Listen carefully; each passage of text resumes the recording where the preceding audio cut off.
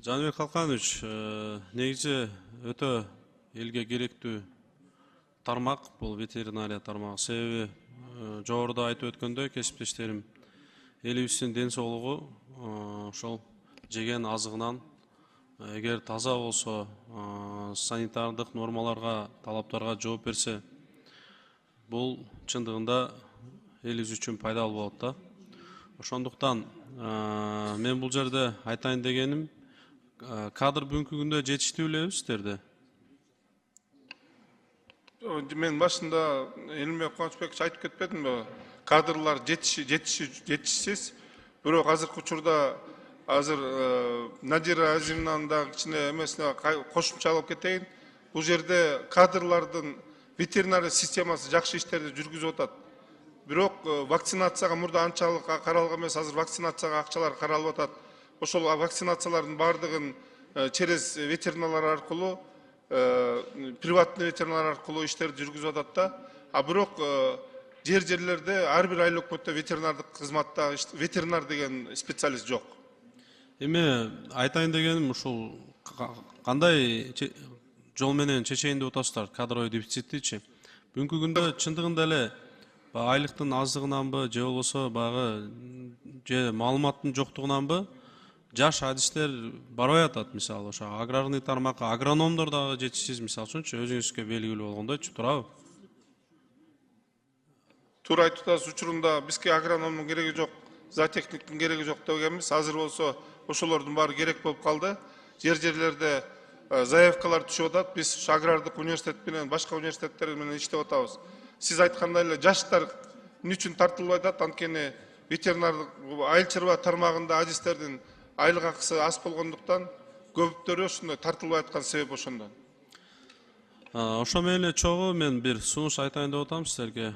Бул бүгүнкү күндө бул тамак аш индикаторун киргизсек кандай болот? Мисалы сырттан кирип аткан тамак аш продукцияларын биологический, химический составтарын текшергени, же болбосо ошол мисалы бышыкчылык убагында мисалы мөмө жемиштер кирет жакынкы өлкөлөрдөнчү.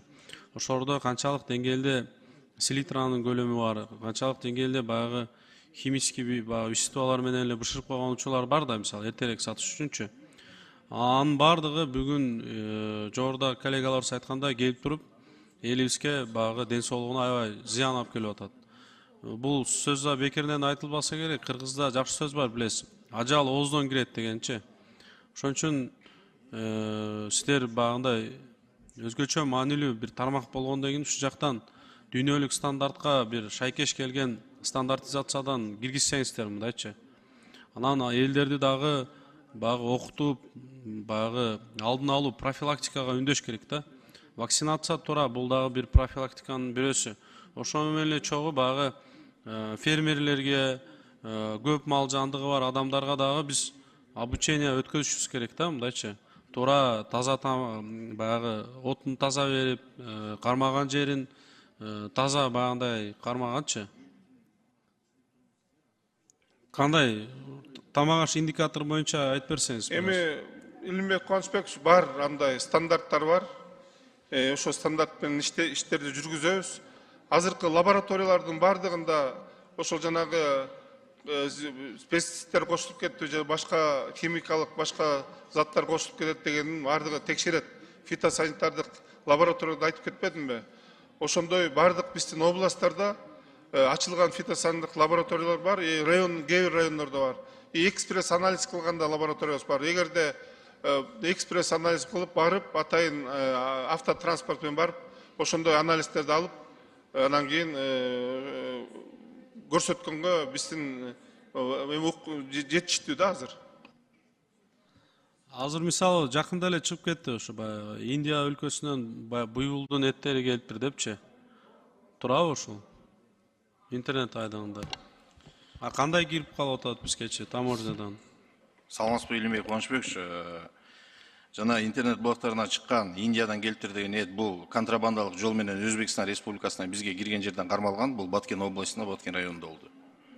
Азыр бүгүнкү күндө мына 2024 жылдын 8 айынын жыйынтыгында бул Индия өлкөсүнөн биздин республиканын аймагында бул Индиядан келген ири мүйүздүү мал деп коебуз, анын эти катталган жок, кирген жок бизге.